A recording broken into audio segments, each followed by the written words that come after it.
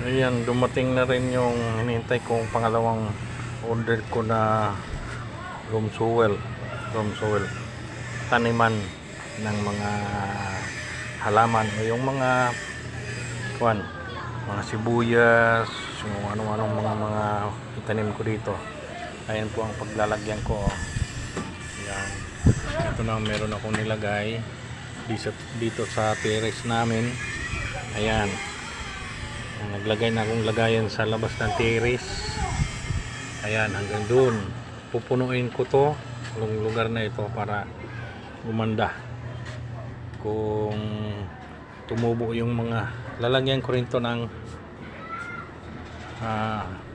ilang paso na bulaklak, maaaring dito sa gitna o sa dulo, basta ang marami yung mga ganito.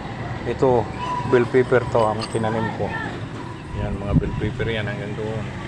Tapos yun namang mga lupa na dumating ay ang bala ko dito kasi meron akong mga buto ng kamatis naman ilagay doon, saka sibuyas na bombay para patubuin ko. Putol lang pag mahaba na, putol na lang pag kailangan. Yan. At ako'y maglagay na ng lupa dito para magpapunlaan ng mga kamatis. Ayan. Yan. Yan ang dito sa aming terrace.